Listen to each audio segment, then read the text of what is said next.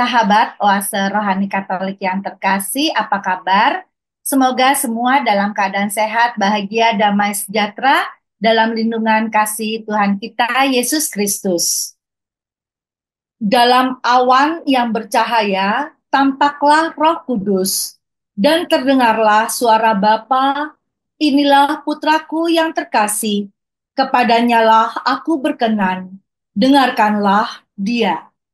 Senang sekali saya Margaret Indriana dapat kembali menemani sahabat dalam acara kita Oase Rohani Katolik.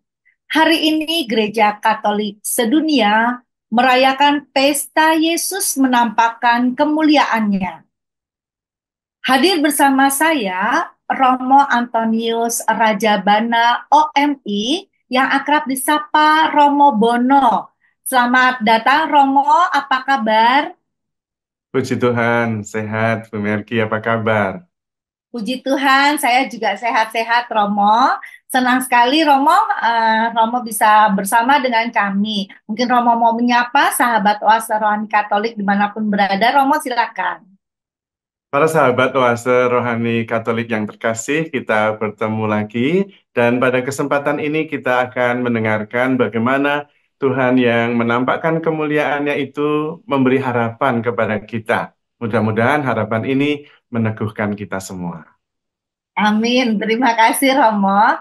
Baiklah, sahabat Oase Rohani Katolik yang terkasih, kita akan memulai acara Oase Rohani Katolik ini dengan doa pembuka yang akan disampaikan oleh Romo Bono. Mari para sahabat Oase Rohani Katolik, kita mengawali perjumpaan kita dengan berdoa. Dalam nama Bapa dan Putra dan Roh Kudus. Amin. Amin.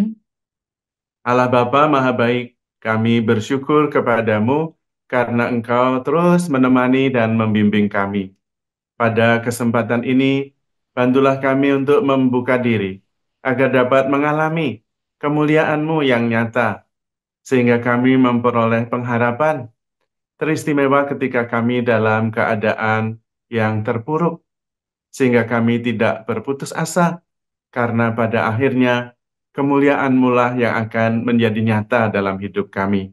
Hadirlah dalam perjumpaan kami, sehingga kami memperoleh kekuatan, berkat kasih-Mu, dan juga berkat apa yang Engkau tampakkan kepada kami. Demi Kristus Tuhan dan pengantara kami. Amin. Amin. Dalam nama Bapa dan Putra dan Roh Kudus. Amin. Amin.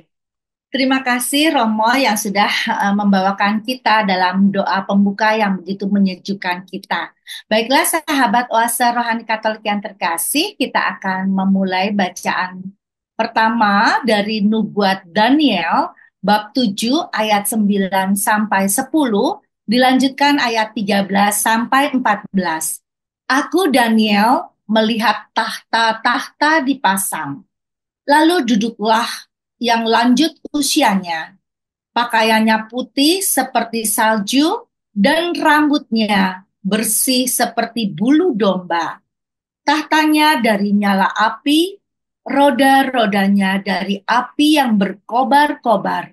Suatu sungai api timbul dan mengalir dari hadapannya. Dia beratus-ratus ribu berdiri di hadapannya. Lalu duduklah majelis pengadilan dan dibukalah kitab-kitab. Aku terus melihat dalam penglihatan itu tampak dari langit bersama awan gemawan seorang serupa anak manusia. Ia menghadap dia yang lanjut usianya itu dan ia dihantar ke hadapannya. Kepada dia yang serupa anak manusia itu diserahkan kekuasaan dan kemuliaan dan kekuasaan sebagai raja.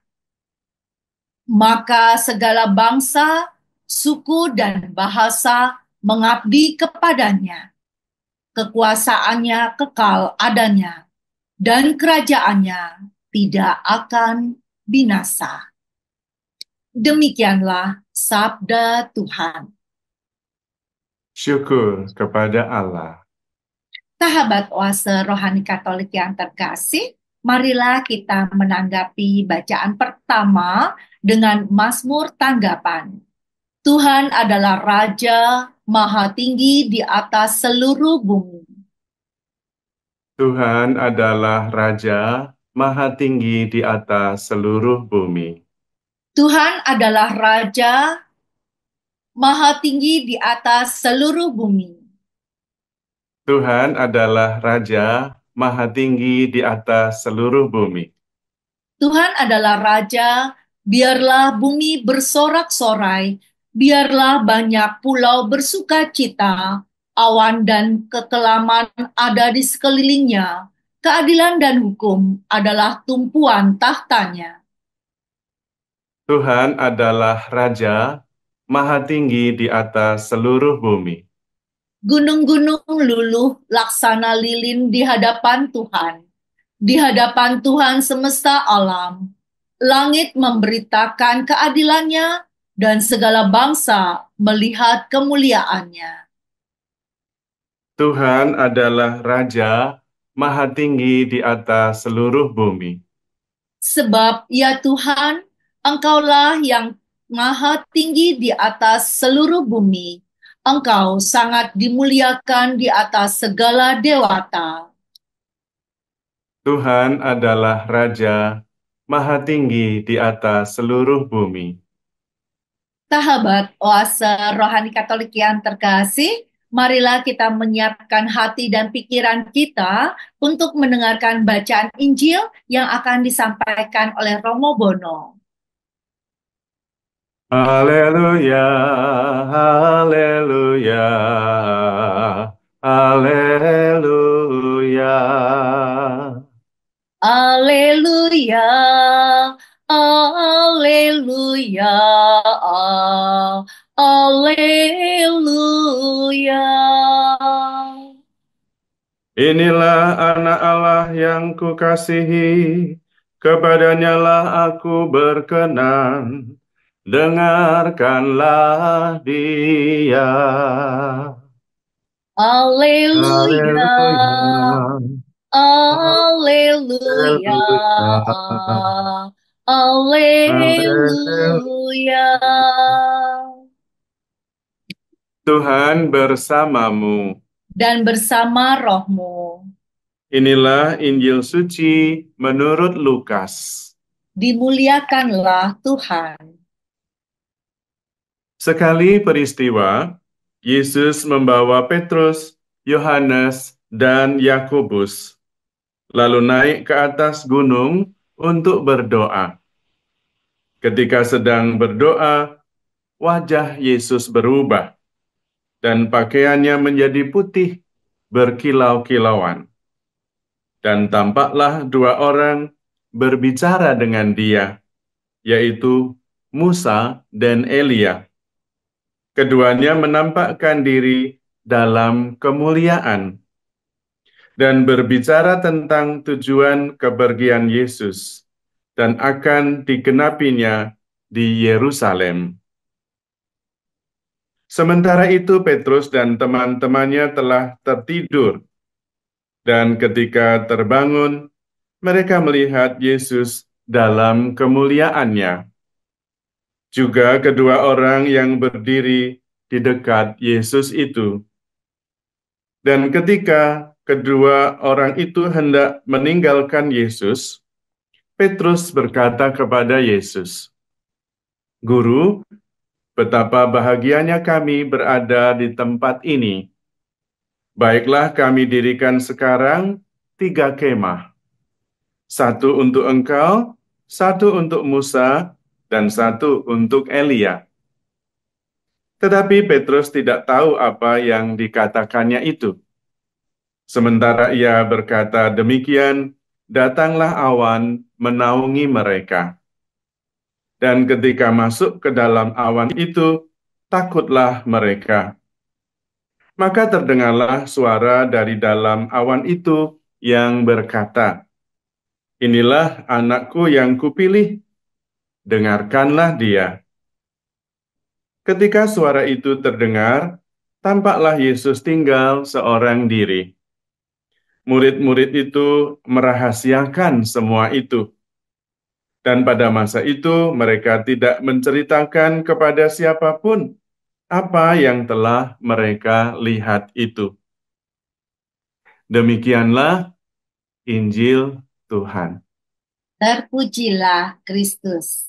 Sahabat oase rohani Katolik yang terkasih, marilah kita mendengarkan renungan yang akan disampaikan oleh Romo Bono. Romo, dari bacaan pertama hari ini dari Nubuat Daniel, inspirasi apa yang ingin Romo bagikan untuk Merji dan juga sahabat oase rohani Katolik dimanapun berada, Romo?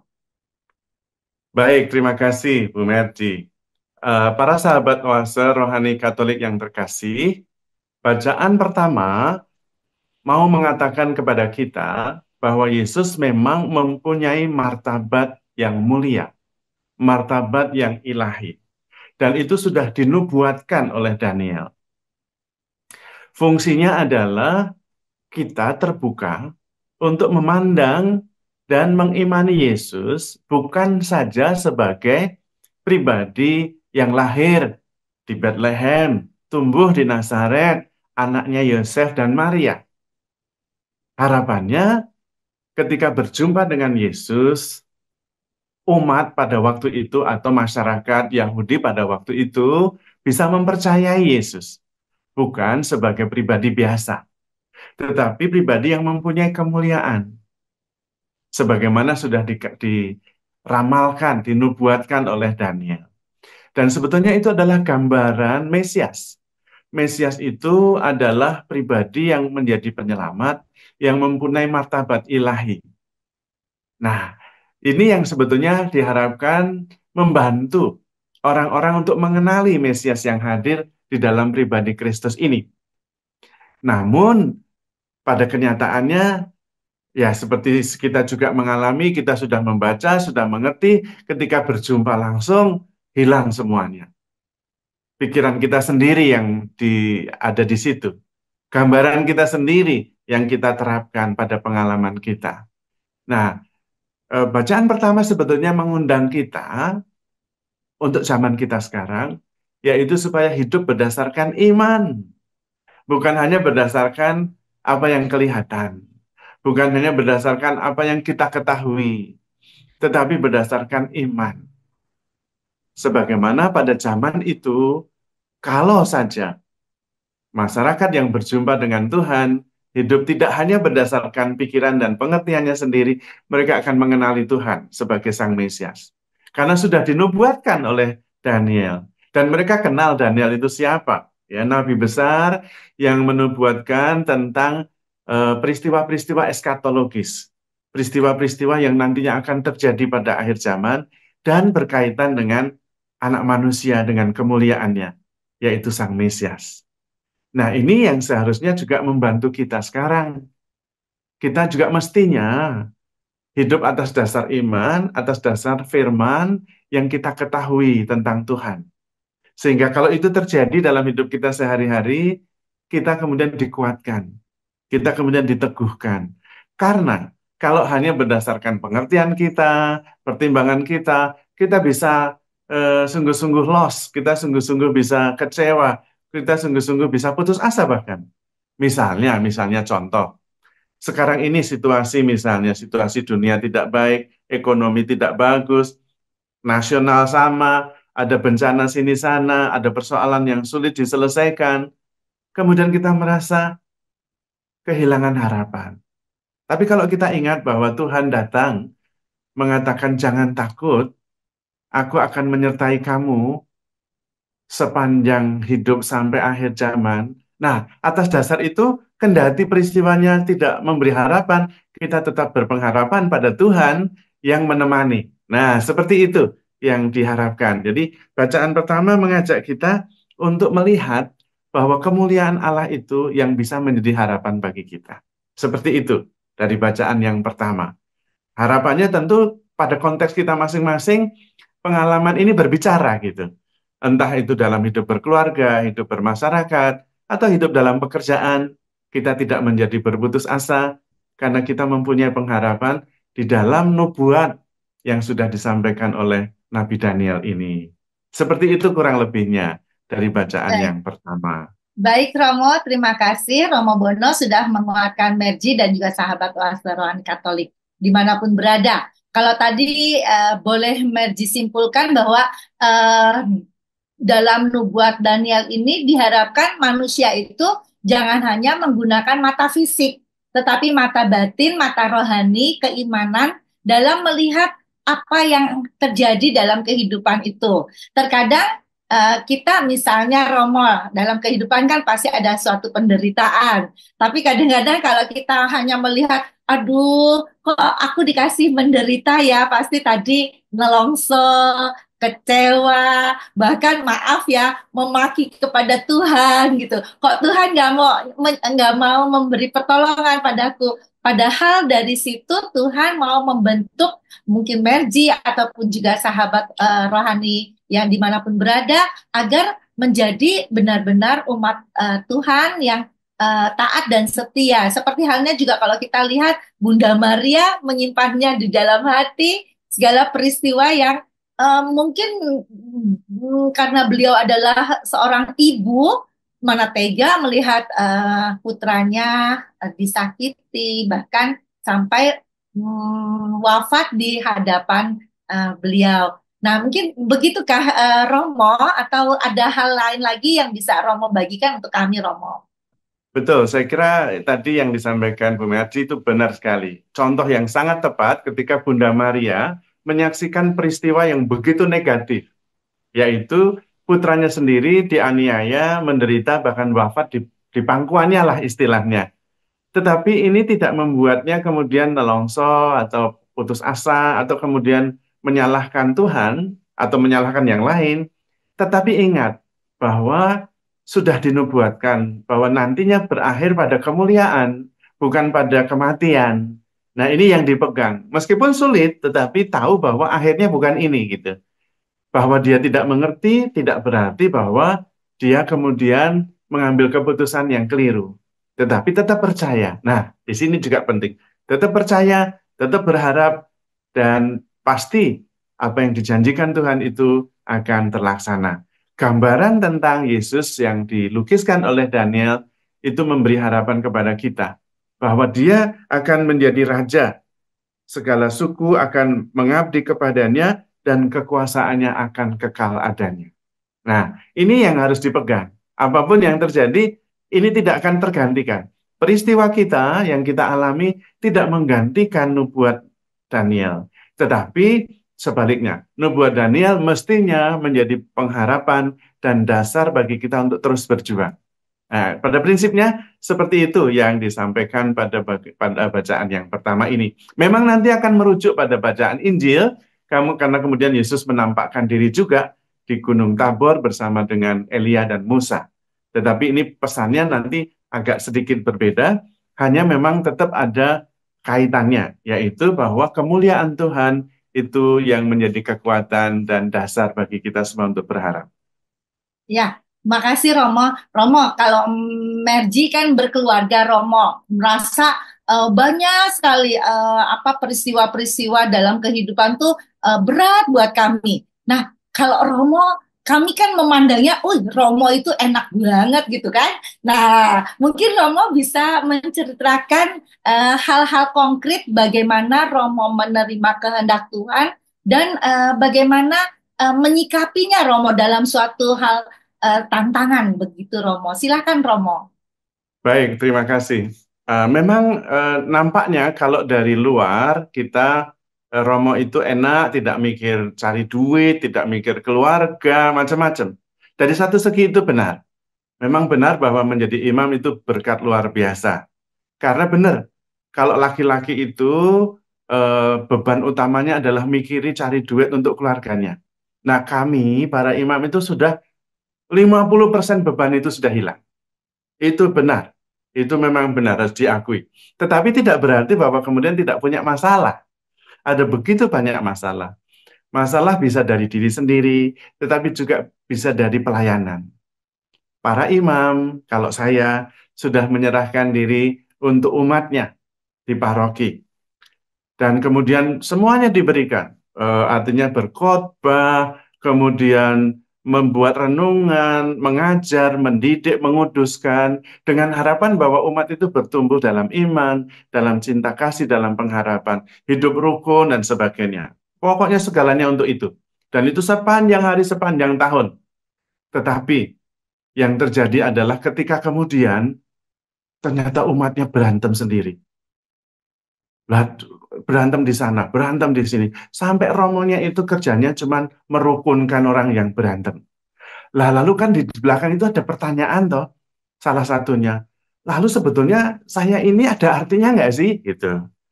Sudah menyerahkan segala-galanya untuk memberikan segala-galanya, mengajar tentang ketulusan, cinta kasih, dan umatnya juga kelihatannya juga iya-iya, banyak kegiatan, dan sungguh terbaik. Lah kok ujungnya tetap saja berantem gitu. Itu kan juga tantangan. Itu salah satu contohnya. Tetapi kemudian juga ada rapat-rapat, ada keputusan-keputusan, dan setiap keputusan kan pasti ada konsekuensi. Seringkali ada yang setuju dan tidak setuju. Nah, di situ kan juga ada persoalan. Yang setuju dan tidak setuju, kemudian nanti tidak ada resolusi, lalu keluar sebagai pembicaraan di luar yang mungkin bisa macam-macam dan bergulung dan berkembang. Mungkin hanya dari sekedar pengambilan keputusan bersama DPH, tetapi tidak selalu semuanya diterima, dan itu kemudian ada banyak penilaian, penghakiman yang ujung-ujungnya bisa jadi sampai pada imamnya mengatakan, saya ini tidak punya kepentingan apa-apa loh ya. Mengambil keputusan juga untuk kebaikan bersama. Kok jadinya seperti ini? Nah, itu. Jadi tantangan utamanya adalah bagaimana kita bisa melihat tetap bahwa Tuhan bersama. Tuhan tetap menyertai. Tuhan tetap menjadi raja. Dan janji Tuhan pasti akan terlaksana. Memang tantangannya adalah kita pada waktu terutama pada saat low ya, kalau pada lagi senang, iman lagi kuat nggak masalah. Tapi kalau lagi lelah, kemudian ada begitu banyak persoalan, tantangannya adalah tetap berani berpegang dan memandang Tuhan yang mulia, yang menyertai, yang akhirnya akan tetap meraja atas kita semua. Itu menghindarkan kita pada melihat pada diri sendiri, yang kemudian membuat kita menjadi lemah. Kok saya jadi begini? Kenapa? Apakah ini tidak berarti? Dan sebagainya. Itu juga dialami. Meskipun tantangan berbeda dengan hidup berkeluarga, tetapi para imam juga mengalami. Tadi hanya sekedar beberapa contoh. Contohnya banyak sekali. Karena kalau seperti saya, umat saya ada 14.000. Itu pasti ada 14.000 soal. Ada 14.000 persoalan, masalah. Dan bagaimanapun itu juga menjadi persoalan imam. Karena entah bagaimana toh mereka, Romo bisa nggak kami konsultasi? Nah, cerita itu menjadi bagian kita juga. Tetapi disitulah kita menyadari bahwa Tuhan seperti saya menemani umat, Tuhan juga menemani saya. Karena Tuhan menemani umatnya. Nah, itu kurang lebih yang bisa saya ceritakan tentang persoalan yang memang dihadapi. Memang bisa jadi persoalan orang lain, tetapi bisa jadi juga persoalan sendiri. Ada begitu banyak. Saya kira menurut saya, setiap pribadi, setiap manusia mempunyai persoalannya masing-masing. Tetapi jangan lupa memandang Tuhan yang memberi harapan. Baik, terima kasih Romo yang sudah menguatkan Merji bahwa janji Tuhan selalu menyertai kita dalam setiap persoalan hidup kita, dalam setiap suka duka kita. Dan tadi Romo juga sudah menceritakan bagaimana bersama dengan umat. Umat kan adalah keluarga juga, dan disitulah Romo bisa mengayomi umat-umat yang berselisih paham. Nah, itulah indahnya keberagaman. Dan Romo, kita sudahi dulu pada sesi yang pertama ini. Kita akan lanjutkan pada sesi yang berikutnya.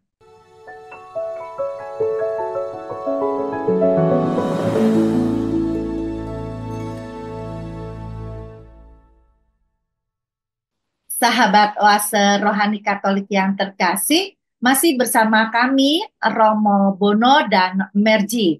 Bagi Anda yang ingin menyampaikan pertanyaan ataupun saran, bisa menyampaikan dalam bentuk email ke orkkaj2021@gmail.com atau melalui HP 0881 0251 3:34-38.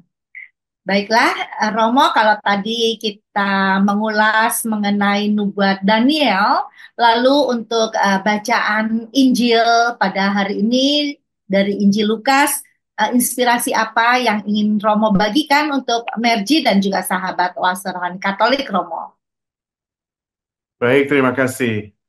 Sahabat Oase Rohani Katolik yang terkasih, bacaan Injil sebetulnya adalah kelanjutan dari bacaan yang pertama, seperti tadi saya sudah menyebutkan di awal. Tetap fokusnya adalah Yesus yang menampakkan kemuliaannya. Bahwa memang Yesus itu adalah Allah. Sehingga sebetulnya kisah Yesus menampakkan kemuliaan mau membawa kita kepada sebuah dimensi yang jauh lebih tinggi daripada kehidupan yang kita hadapi. Nah, ini kuncinya, ini kuncinya. Hidup kita itu mempunyai dimensi ilahi karena Tuhan Yesus. Dan sebetulnya ini yang bisa menjadi kunci untuk menghadapi persoalan-persoalan duniawi kita. Kalau kita tidak bisa bergerak dari persoalan kehidupan duniawi menuju persoalan-persoalan yang ilahi, kita akan tetap terbenam pada banyak persoalan duniawi. Karena kemudian kita tidak bisa lolos dari situ. Tetapi penampakan Yesus dalam kemuliaannya bersama Elia dan Musa itu mau mengajak kita untuk melihat kehidupan kita dengan perspektif yang lebih luas. Melihat hidup kita jangan hanya dari perspektif persoalan, jangan hanya perspektif dunia ini. Nah, dunia ini penuh persoalan dan penuh penderitaan. Kalau kita melihatnya dalam perspektif ini saja, Rasul Paulus mengatakan kita adalah orang yang paling malang. Maka kita harus melihatnya dari perspektif ilahi. Dan Tuhan Yesus datang ke dunia untuk mengangkat kita kepada perspektif dunia yang sekaligus ilahi itu. Sehingga persoalan dunia memang ada, kita memang akan kesulitan banyak hal, ada perang, ada kemiskinan, ada kerusakan alam, itu benar, tapi tidak berhenti di situ. Tetapi ada harapan bahwa kita sebetulnya melampaui hidup kita, jauh lebih luas daripada yang kita hadapi setiap hari. Bahwa hidup kita juga mempunyai dimensi ilahi di dalam Yesus. Dan ini memberi kita pengharapan. Bagi para rasul sendiri pada waktu itu, terutama yang diajak oleh Yesus, yaitu Petrus, Yakobus, dan Yohanes itu, supaya mereka mengerti dan mengalami nanti kalau sampai terjadi sesuatu yang negatif, penyaliban, para rasul yang mengalami ini jangan kehilangan harapan. Itu bukan akhir, karena itu adalah dimensi duniawi. Dimensi ilahinya adalah mulia, berbicara bersama dengan Musa dan Elia. Tapi sekali lagi, sama lagi yang terjadi. Petrus sudah melihat hal itu pun ketika Yesus ditangkap, menyangkal Yesus 3 kali. Nggak ingat sama sekali bahwa dia sudah menyaksikan kemuliaan Yesus itu bersama Musa dan Elia. Nah, itu yang sering kali terjadi. Kembali kita diajak mencoba mulai ada peristiwa susah atau tidak, melihat hidup kita dari dimensi yang lebih luas, dari perspektif yang lebih luas. Jangan hanya persoalan duniawi ini saja. Itu yang membuat kita tidak akan kemana-mana. Hanya akan pusing, hanya akan stres, hanya akan kemudian mengalami kesulitan besar. Kalau toh mengalami, ingat bahwa ada dimensi ilahi, yaitu Tuhan menyertai kita, Tuhan Maha Kuasa, Tuhan itu menjanjikan masa depan yang baik. Kita tetap bisa juga ngeyel mengatakan, tapi kenyataannya di hadapan saya ini loh persoalannya begitu banyak. Perselisihan di rumah tangga, tidak selesai-selesai. Utang juga kadang-kadang banyak, itu real sekali. Tapi ya kalau kita hanya di situ terus, nggak bisa melihat harapan. Nah, yang bisa, ada orang bijak mengatakan, yang bisa membatasi kita, ya pikiran kita sendiri. Tapi kalau kita menggunakan iman dan kasih, nggak ada batasnya. Karena itu berkaitan dengan yang ilahi. Apa yang mustahil bagi manusia, bagi Allah tidak ada yang mustahil. Nah, itu yang kemudian membuka cakrawala dan dimensi kehidupan kita, sehingga kalau menghadapi kesulitan kita tidak mudah sekali menyerah. Apalagi anak muda sekarang yang disebut dengan generasi strawberry. Nah, ini penting melihat dan mendasarkan hidup kita dengan cara pandang yang berbeda, yang lebih luas dengan perspektif ilahi. Perspektif ilahi itu bukan sesuatu yang terlalu jauh, bukan. Tetapi perspektif iman, perspektif cinta. Itu ilahi. Karena cinta kita ilahi berasal dari Allah. Dengan menggunakan kekuatan cinta, kita menggunakan kekuatan Allah sendiri. Dan itu powerful sekali. Dengan menggunakan kekuatan iman, kita menggunakan kekuatan Tuhan. Dan itu powerful sekali. Maka sebetulnya dimensi hidup kita, kalau bisa diwarnai oleh iman dan cinta, kita tidak akan putus harapan. Tetap berjuang, bahkan penderitaan bisa menjadi berkat yang menguatkan kita. Membuat cinta kita menjadi sungguh-sungguh cinta yang dimurnikan. Kalau cinta dalam situasi bagus-bagus saja ya cinta, tetapi tidak sungguh-sungguh cinta. Tetapi kesulitan dan tantangan justru menjadikan cinta kita menjadi cinta yang sungguh-sungguh tanpa syarat, yang berasal dari kekuatan Tuhan sendiri. Nah, ini bagi para murid. Bagi Tuhan Yesus sendiri, pada waktu itu bertemu dengan Musa dan Elia, juga menguatkan dia. Karena mereka berbicara tentang perjalanannya ke Yerusalem, yang berarti bahwa perjalanan menuju kepada sengsara dan kematiannya.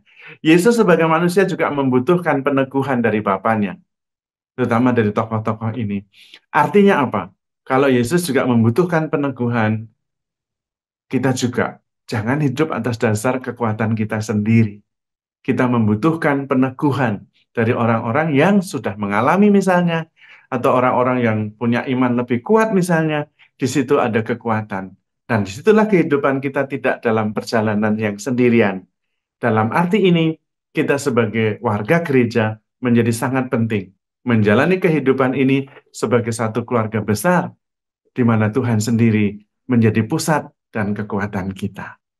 Seperti itu kurang lebih pesan dari bacaan Injil yang kita dengar tadi. Ya, terima kasih Romo Bono, di mana semakin dikuatkan, tadi dikatakan bahwa nubuat Daniel dilanjutkan dengan bacaan Injil dari Lukas. Ini yang kita bisa melihat bahwa uh, pada hari ini pesta kemuliaan, penampakan kemuliaannya itu sungguh-sungguh dapat dirasakan oleh setiap insan bahwa Tuhan itu, maksud saya, jangan kita hanya melihat dari perspektif kita saja, diri kita, tetapi bagaimana kita melihatnya dari perspektif Tuhan yang ilahi, di mana Tuhan itu selalu memberikan harapan, dan tentunya Tuhan itu sudah menentukan hidup kita seperti apa. Dan kalau kita memang mau berserah sama Tuhan, pasti jalannya indah dan sukacita itu akan menyertai kita selalu senantiasa.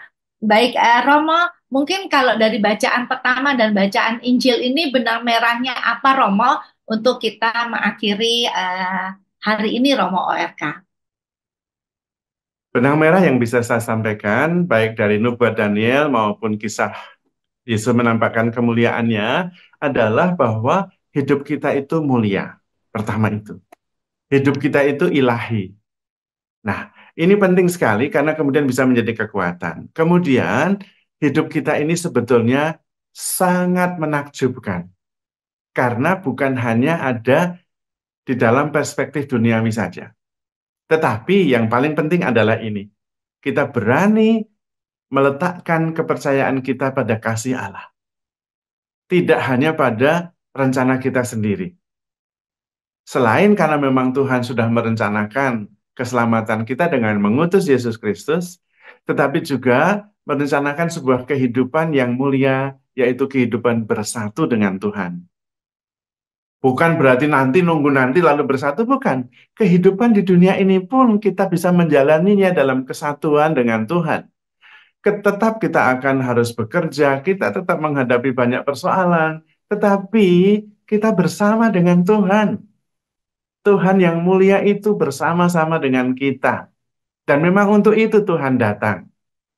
Maka kalau perlu, dan menurut saya harus, bukan kalau perlu, paling tidak sesering mungkin mempunyai waktu hening dan sadar bahwa kita ada di dalam pelukan kasih Tuhan yang bijaksana. Jadi kita itu selalu ada di dalam hadirat Tuhan yang penuh kasih. Meskipun yang kita hadapi ya manusiawi, sangat duniawi, tetapi tidak pernah kita lepas dari pelukan dan kasih Tuhan yang sungguh menemani kita dengan berkat-Nya.